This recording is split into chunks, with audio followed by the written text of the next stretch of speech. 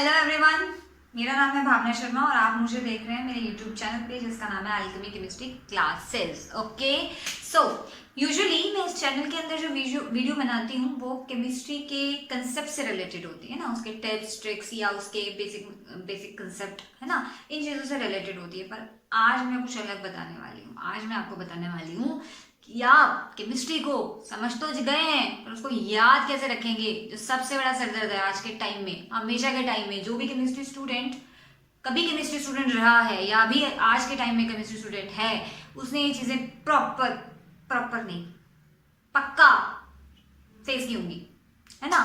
तो the problem is कि हम चीजें हमें समझ आ गया है जी, कंसेप्ट हमको समझ आ गया है कि ठीक है, आपने बताया कि SN1 ऐसे जाता है, SN2 ऐसे जाता है, एसिडिटी ऐसे होती है, बेसिसिटी ऐसे होती है, सब पल्ले पड़ गया, पर हम भूल गए। और वहां पे ना सारा किया कराया पानी में चला जाता है, क्योंकि कोई फर्क नहीं पड़ता। आपने एक साल बैठ के अच्छे से बहुत सलीके से चीजें याद की, पर अगर आपको वो पेपर के अंदर याद नहीं आई तो फिर क्या फायदा, आपका तो हो गया ना काम खराब।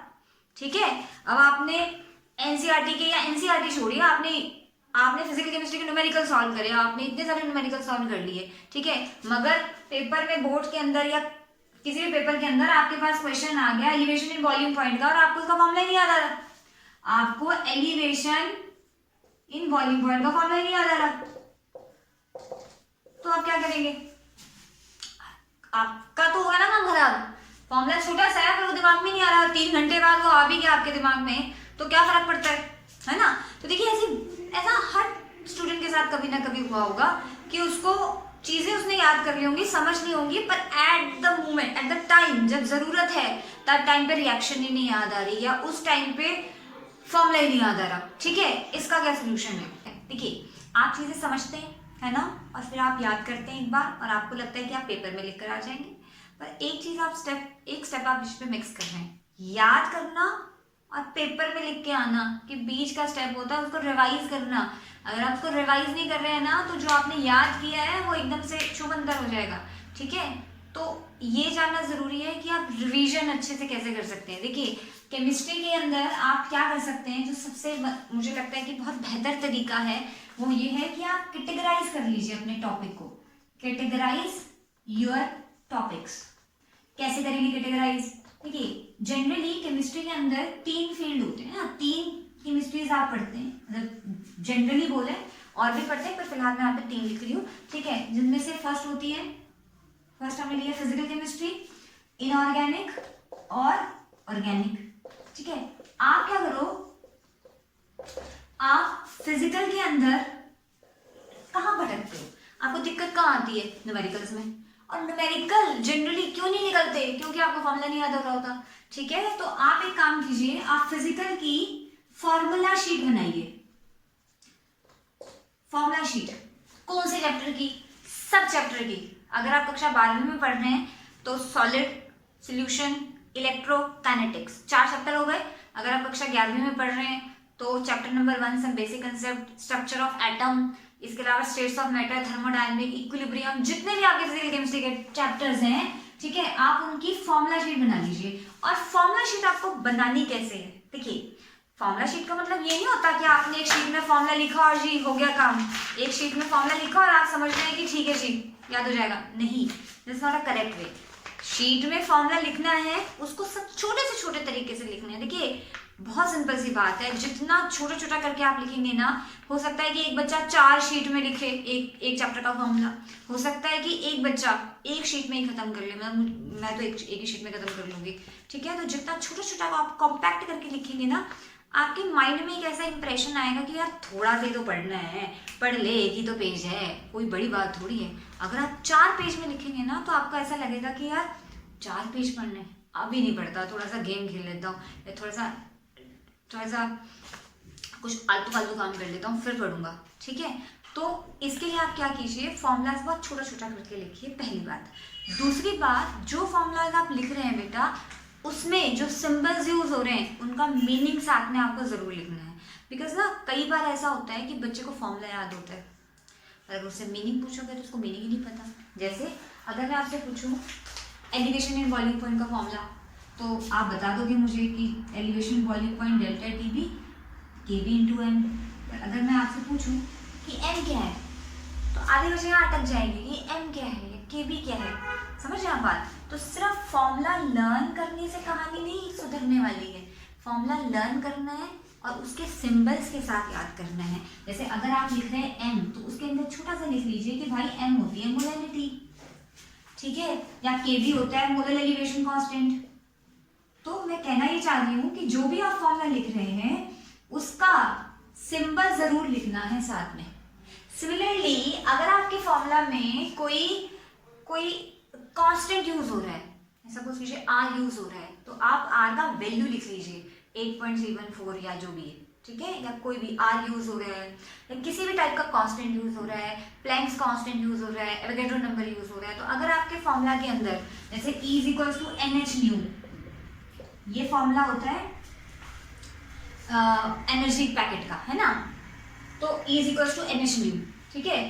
यहाँ पे H जो है वो H का एक वैल्यू है, प्लैंक्स कांस्टेंट जिसको बोलते हैं, तो वो वैल्यू 6.626, ठीक है, वो वैल्यू आपको यहाँ पे लिखना है 6.626 into 10 to -34, जो भी वैल्यू है वो आपको साइड में लिखना है। ऐसा अगर आप कर रहे हैं तो आपकी फॉर्मूला शीट कंप्लीट मानी जाएगी कि आपने कंप्लीटली लिखी है। सिर्फ फॉर्मूला लिख देना इज नॉट, उससे कुछ नहीं भला होने वाला है। आपको फॉर्मूला भी लिखना है और उसके सिंबल्स का मीनिंग भी लिखना है, अगर कोई कांस्टेंट यूज हो रहा है तो उस कांस्टेंट की वैल्यू भी साथ में लिखनी है, ठीक है जी। तो इस तरीके से आपको अपनी फॉर्मूला शीट प्रिपेयर करनी है, ठीक है। अच्छा, इसके अलावा फिजिकल केमिस्ट्री के अंदर हम लोगों के ग्राफ बहुत यूज होते हैं, जैसे काइनेटिक्स में ग्राफ आता है, केमिकल काइनेटिक्स में तो बहुत सारे ग्राफ आते हैं, सॉल्यूशन चैप्टर में बहुत सारे ग्राफ आते हैं, थोड़े बहुत इलेक्ट्रोकेमिस्ट्री के अंदर भी है, ठीक है। तो एक शीट आपने प्रिपेयर करी फॉर्मूला की, सारे चैप्टर्स की, छोटे से छोटे शब्दों में लिखकर। एक आपने ग्राफ की शीट प्रिपेयर कर लेनी है, जितने भी ग्राफ हैं। अब मुझसे कई बच्चे कह रहे होंगे कि मैम हम किस बुक को रेफर करें फॉर्मूला लिखते टाइम या शीट को रेफर करते हैं। देखिए इसका सबसे अच्छा आंसर है NCERT। आप अपनी NCERT को रेफर करें, ठीक है। जब आप ग्राफ बना रहे हैं, जैसे सपोज कीजिए आपको सोल्यूशन के ग्राफ बना रहे हैं, तो सोल्यूशन आपने NCERT से उठाया, ठीक है, और जो ग्राफ आपको दिख रहा है उस ग्राफ को आप शीट पे ड्रॉ करते रहो, ग्राफ का नाम लिखते रहो कि ये ग्राफ किसके बीच में है, ठीक है। सिर्फ ग्राफ नहीं लिखना है, ग्राफ किसके बीच में है ये भी लिखना है, दिस वर्सेस दिस ये भी लिखना है, ठीक है। तो ऐसे आपने जितने भी चैप्टर्स जिनके भी ग्राफ होते हैं उन ग्राफ की शीट बना लेनी है, ठीक है। और वो ग्राफ किस फॉर्मूला पे बेस्ड है NCERT के अंदर आपको वो भी लिखा हुआ मिलेगा। अगर आप थोड़ा सा, देखिए मेहनत आपको करनी पड़ेगी, ठीक है, सिर्फ कॉपी पेस्ट नहीं हो रहा है, समझा भी जा रहा है चीज़ों को। तो ग्राफ के साथ में रिलेशन दिया होगा, अगर आप उस पैरा को रीड करें कि भाई ये ग्राफ जो है किसके बीच में और कहाँ से आया, इफ पॉसिबल वो आप रिलेशन भी साथ में लिख लीजिए, ठीक है। फॉर्मूला हो गया, ग्राफ हो गया, तो ये दो शीट आपके पास है जो फिजिकल केमिस्ट्री के अंदर यूजुअली बनती हैं, ठीक है। इनऑर्गेनिक की बात करें तो इसके अंदर सबसे पहले जो आपको करना है वो है रिएक्शंस। अब वही बात है, आप रिएक्शंस कहाँ से करेंगे, रिएक्शन की शीट कहाँ से बनाएंगे। देखिए रिएक्शन शीट आपको किस चैप्टर की बनानी पड़ेगी, एक आपको बनानी पड़ेगी P ब्लॉक की और एक आपकी बनेगी D एंड F ब्लॉक की। अगर आप 11वीं कक्षा के छात्र हैं तो P ब्लॉक और S ब्लॉक। कहाँ से उठानी है आपको रिएक्शंस, NCERT की बुक उठाइए, उसके अंदर रिएक्शंस आपको दी होंगी, सबसे सरल चीज है, वहां से आप रिएक्शंस की शीट बना लीजिए, ठीक है। रिएक्शन शीट बन सकती है। इसके अलावा आप एक्सेप्शंस की शीट बना सकते हैं अलग। आप जब चैप्टर पढ़ रहे हैं तो जो जो एक्सेप्शंस आ रहे हैं आप उनको अलग कॉपी पे लिखते जाइए, अलग शीट पे लिखते जाइए, वही आपकी एक्सेप्शंस की शीट होगी। एक्सेप्शंस लिखने सिर्फ उनके आंसर जरूरी नहीं है लिखने, क्योंकि आंसर्स तो आपको याद ही होंगे, या साइड में थोड़ा सा आप छोटा सा लिख सकते हैं, ठीक है। बट आपको एक्सेप्शन जरूर लिखने हैं, साइड में छोटा सा आप आंसर भी लिख सकते हैं, दो चार शब्दों का सिर्फ याद रखने के लिए, एज अ हिंट, ठीक है। ओके, इसके बाद आता है ऑर्गेनिक। ऑर्गेनिक के अंदर यूजुअली सबसे पहले जो शीट बनेगी वो बनेगी नेमिंग रिएक्शन की। जितनी भी ऑर्गेनिक के अंदर नेमिंग रिएक्शंस हैं, 11th में कम है, 12th में तो काफी ज्यादा है, ठीक है। तो जितनी भी नेमिंग रिएक्शंस हैं आप उन्हें एक शीट में लिख लीजिए। सिर्फ नेमिंग रिएक्शन लिखनी है, आलतू फालतू की बातें बिल्कुल नहीं लिखनी। हाँ, जब आप नेमिंग रिएक्शन लिख रहे हैं ना तो रिएक्टेंट और प्रोडक्ट का नाम जरूर लिखना है वहां पर, चाहे आता है नहीं आता है कोई बात नहीं, रिएक्टेंट और प्रोडक्ट का नाम जरूर लिखना है नीचे उसके, ठीक है। चलिए इसके अलावा मैकेनिज्म जितने भी हैं आपके पास उसकी अलग से शीट बना लीजिए। आपको छोटे छोटे शब्दों में लिखना है, मैं दोबारा बता रही हूँ, मैकेनिज्म की शीट बनानी है। आई थिंक कक्षा 12वीं के अंदर हमारे पास टोटल 1 2 3 4 5 6 7 8 एक मैकेनिज्म है, ठीक है। तो वो मैकेनिज्म जो है वो आपके पास 1 2 3 4 5 6 और एक यहाँ पे आ जाएगा 7 8। मैंने तो इतने में लिख लिया था, ठीक है, लिख लिया है। मेरे पास जो मैंने जो शीट बनाई है, हो सकता है आपको थोड़ा ज्यादा स्पेस की जरूरत हो, पर फिर भी कोशिश करना कम शीट यूज करने की, ठीक है, छोटा छोटा लिखने की, ठीक है। चलिए, इसके अलावा नेमिंग हो गया। हाँ, एक जो क्वेश्चन बनता है डिस्टिंक्शन टेस्ट के ऊपर बनता है, तो आप एक डिस्टिंक्शन टेस्ट की शीट बना दो। अब आप ये शीट कैसे बनाओगे, डिस्टिंक्शन टेस्ट की शीट कैसे बनाओगे? देखिए, आप क्या करो, आप डिस्टिंक्शन टेस्ट का नेम, कौन सा टेस्ट आप करवा रहे हो, जैसे आपने आइडोफॉर्म, तो टेस्ट का नाम हो गया आइडोफॉर्म। उसके साथ आपने लिखना है रिएजेंट यूज्ड, जो रिएजेंट आप उसमें यूज करने वाले हो। जैसे अगर आप आइडोफॉर्म ले रहे हो तो आप क्या यूज करोगे, NaOI, ठीक है।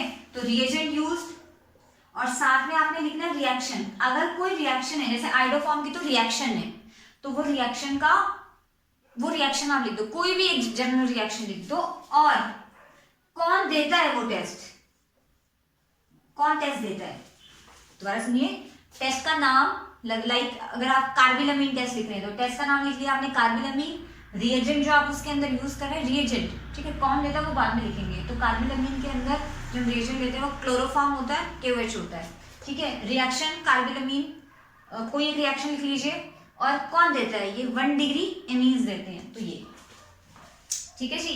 ऐसे आप अपने डिस्टिंक्शन टेस्ट प्रिपेयर कर लीजिए, इसके भी जितने भी 20 एक टेस्ट होंगे, आई थिंक, मुझे याद नहीं है, ठीक है। तो ये आपने प्रिपेयर कर लिया। लास्ट में जो आप कर सकते हैं वो है फ्लो चार्ट बनाना। फ्लो चार्ट से आपका कन्वर्जन वाला काम बहुत आसान हो जाएगा। फ्लो चार्ट, देखिए, वैसे तो आप नेमिंग रिएक्शंस में आधी रिएक्शन कवर कर चुके हैं, आधी क्या बहुत सारी कवर कर चुके हैं। मैकेनिज्म तो चलो अलग चीज है, डिस्टिंक्शन टेस्ट में कुछ आप अपनी रिएक्शंस कवर कर चुके हैं, ठीक है। और इसके अलावा आप क्या कर सकते हैं, हर चैप्टर का एक फ्लो चार्ट बना सकते हैं। बना सकते हैं, क्या बनाना है, कैसे, मैं आपको थोड़ा सा आइडिया दे देती हूँ इस बात का। जैसे सपोज कीजिए कि आप चैप्टर पढ़ रहे हैं हेलो एल्केन एंड हेलोरीन, ठीक है जी। अब हेलो एल्केन की पहले तो प्रिपरेशंस याद करो, फिर उसकी प्रॉपर्टीज याद करो, फिर हेलो एल्केन की याद करो, ऐसे तो बहुत टाइम लग जाता है। टाइम लगने वाली बात नहीं, बात है कि सब कुछ अलग थलग पड़ा हुआ है, आपको कॉम्पैक्ट फॉर्म में लेकर आना है। तो आप एक काम करो, जैसे सपोज कीजिए आपने RX बनाना है, अल्काइल हैलाइड, तो एक साइड आप उसकी प्रिपरेशंस लिख लो कि प्रिपरेशंस कैसे करेंगे, और एक साइड आप लिख लो प्रॉपर्टीज, एक साइड प्रिपरेशन, एक साइड प्रॉपर्टीज। सिमिलरली जैसे अगर आपको अल्कोहल वाला चैप्टर दिखे तो अल्कोहल सिर्फ एलिफेटिक के लिए बनाइए, एरोमेटिक के लिए अलग बनाइए, क्योंकि एरोमेटिक और एलिफेटिक इकट्ठे करोगे तो कंफ्यूज हो जाओगे, ऊपर से फ्लो चार्ट फालतू में इतना बड़ा बन जाएगा, वो याद भी नहीं होगा ढंग से। तो एलिफेटिक अल्काइल हैलाइड की आपने एक बार बना ली, एक साइड में लिख ली प्रिपरेशंस, एक साइड में लिख लिया आपने प्रॉपर्टीज, अपने अपने शब्दों, मतलब अपने सुंदर सुंदर राइटिंग, सुंदर ना भी हो राइटिंग में, ठीक है। अल्काइल हैलाइड की तरफ प्रिपरेशन प्रॉपर्टी, सेम काम आपको हेलो अरीन्स के लिए करना है, अल्कोहल के लिए करना है, फिनोल के लिए करना है, ईथर, एल्डिहाइड कीटोन की तो इकट्ठी चलती हैं ज्यादातर, और कार्बोक्सिलिक एसिड के लिए करना है, अमाइन के लिए करना है। आपको लग रहा होगा ज्यादा है, पर छोटे छोटे फ्लो चार्ट बनाइए, ऐसा बनाइए कि एक पेज में 2 फ्लो चार्ट बन जाए, एक बार अल्काइल हैलाइड का और एक बार हेलोरीन्स का, एक पेज में 2 फ्लो चार्ट बन जाए, कॉम्पैक्ट हो जाए, ठीक है। अब ये तो बात रही रिएक्शन शीट की, अच्छा शीट्स की, ओके। आप देखेंगे कि आपकी ज्यादातर जो केमिस्ट्री है वो इसी में समा गई है ना। मैं ये नहीं कह रही हूँ कि आपकी 100% केमिस्ट्री इसके अंदर आ गई है, पर ज्यादातर केमिस्ट्री जो भूल जाते हो आप, वो आपने इसमें लिख ली है, ठीक है। अब आप याद कैसे करोगे, देखिए, याद करने के लिए ऐसा है कि अभी तो बहुत समय है, ठीक है, हमारे पास, और आपने क्या करना है, डिपेंड ऑन कि आप कितनी देर बैठ सकते हो, कितना याद कर सकते हो। आप फॉर्मूला शीट उठा लो, पहले आज सॉलिड की फॉर्मूला शीट याद कर ली, कल सोल्यूशन की याद कर ली, फिर इलेक्ट्रो की कर ली, फिर आपने मैकेनिज्म याद कर लिए। आप ऐसे इनको याद करना स्टार्ट करो। याद करने पे मैं ज़्यादा गौर नहीं फरमाऊंगी, बिकॉज हर किसी का याद करने का अपना वो है तरीका। मैं आपको एक टिप दे सकती हूँ कि आप याद ना, जब आप कर रहे हो, जैसे पूरा दिन में कभी भी याद कीजिए, मगर जब आप रिवाइज कर रहे हो ना उस शीट को, तो आप रात को सोने से पहले एक बार रिवाइज करके सो जाइए। कि जैसे आपने आज सॉलिड की फॉर्मूला शीट याद कर ली पूरे दिन, जब भी आपको टाइम मिला, तो जब आप आज रात को सोएंगे तो उस टाइम पे आप एक बार रिवाइज कर लीजिए उस शीट को, ठीक है। इससे क्या होगा कि आपकी स्टोर हो जाएगा, वो आपकी मेमोरी के अंदर, ठीक है। और आपने क्या करना है, ये शीट बना के एक फोल्डर बना लेना है इनका। देखिए इतनी सी शीट भी नहीं होगी, हार्डली अगर आप गिने तो ये शीट मेरे ख्याल से टोटल 15-20 भी नहीं बन रही है, ठीक है, 15-20 शीट भी नहीं बन रही है। 15-20 शीट में आपका बहुत सारा केमिस्ट्री का पोर्शन समा गया है, ठीक है। अब ये आपके लिए इतनी हैंडी है, आप कहीं भी जाइए आराम से इनको कैरी कर सकते हैं, कभी भी कहीं भी बैठ के, जब भी आपको 5-10 मिनट का समय मिलता है याद कर लीजिए। पहले जब आप शीट याद करेंगे ना आपको टाइम लगेगा, जैसे अगर आप सॉलिड की फॉर्मूला शीट याद कर रहे हैं तो हो सकता है आपको घंटा लग जाए, कोई टेंशन नहीं, क्योंकि जब आप उसको दोबारा याद करेंगे, अगर आपको पहली बार 1 घंटा लग रहा है तो जब आप उसको दोबारा याद करेंगे तो ऑब्वियसली वो टाइम रिड्यूस हो जाएगा, ठीक है। हो सकता है कि आपको 20 मिनट लगे याद करने में, और जब आप उसको दोबारा याद करेंगे अगली बार में आपको 10 मिनट लगे, और ऐसे करते करते तो आप एक समय ऐसा आ जाएगा कि आप 2 मिनट में पूरी शीट रिवाइज कर लेंगे, और एक समय ऐसा आ जाएगा कि आप 5 मिनट में सारी शीट फॉर्मूला शीट याद कर लेंगे। तो वो धीरे धीरे प्रोग्रेस होगी, पर आप याद करना स्टार्ट कीजिए, एक बार याद करके रुकिए मत, फिर दोबारा याद कीजिए, जब भी आपको टाइम मिलता है आप इन्हें याद करते रहिए, ठीक है। तो ऐसे करने से एक टाइम ऐसा आएगा जब रात को, जब आपको कोई जब आप सो रहे होंगे और आपसे कोई पूछेगा कि भाई हाँ ठीक है इसका फॉर्मूला बता, तो आप इतनी जल्दी अपना नाम नहीं बता पाएंगे जितना जल्दी आप वो फॉर्मूला बताएंगे, ठीक है। और जब भी आप एग्जाम देने जा रहे होंगे उससे पहले इनको लर्न करना बहुत आसान है। कोशिश क्या कीजिए, हमेशा अपने पर्सनल नोट्स बनाइए। अगर किसी और ने शीट्स बना रखी हैं तो उससे क्या होता है, जो आपने खुद नहीं लिखा ना वो आपको ज़्यादा देर तक याद नहीं रहता। तो हमेशा हमेशा हमेशा आप खुद लिखिए उस चीज़ को, जो लिखा हुआ है उसी को लिख लो, खुद लिखो, खुद लिखा हुआ ज़्यादा देर तक याद रहता है और वो ज़्यादा इफेक्टिव होता है, ठीक है। तो आई होप आपको समझ आ गया हो कि कैसे करना है आपको। एक बार मैं दोबारा रिपीट कर रही हूँ, आपको फिजिकल, ऑर्गेनिक, इनऑर्गेनिक इनकी फॉर्मूला शीट्स बनानी है, ठीक है। I mean not formula sheet, reaction sheet, mechanism जो भी बनानी है मैंने यहाँ पे लिख दिया है, ठीक है। और फिर आपने इनको धीरे धीरे याद करना स्टार्ट करना है, साइड बाय साइड। आप जो भी काम कर रहे हैं, आप केमिस्ट्री में जो भी पढ़ रहे हैं पढ़ते रहिए, जो चैप्टर पढ़ रहे हैं पढ़ते रहिए, वो कोई प्रॉब्लम नहीं, मगर एक रूल बना लीजिए कि भाई आज मुझे ये मैकेनिज्म वाली शीट रिवाइज करनी है, आज ये करनी है, ये रिवीजन के लिए बना लीजिए, ठीक है। एक टाइम ऐसा आएगा कि आप एक शीट को 1 घंटे में करेंगे, फिर एक ऐसा टाइम आएगा कि आप एक दिन में 4-5 शीट कर लेंगे, और एक टाइम ऐसा आएगा कि आप थोड़े से टाइम के अंदर सारी शीट एक साथ रिवाइज कर लेंगे।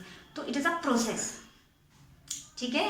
आई होप आपको समझ आया हो, और आप इसको अपने जीवन काल, आप इसको अपनी डेली लाइफ, जीवन काल और डेली लाइफ में फ़र्क होता है, चलिए जो भी है, आप इसको अपनी डेली लाइफ में यूज़ करेंगे, it will be very effective, आपको बहुत ज़्यादा याद रहेगा, बहुत टाइम तक याद रहेगा और बहुत हेल्प मिलेगी, ठीक है। इसी के साथ मैं आज वीडियो खत्म करती हूँ। Thank you so much. अगर आपको ये वीडियो पसंद आई तो प्लीज़ डू सब्सक्राइब, और अगर आपको कोई और टॉपिक के ऊपर वीडियो चाहिए तो आप कमेंट डाउन करके मुझे बताइए, ठीक है। चलिए, थैंक यू सो मच।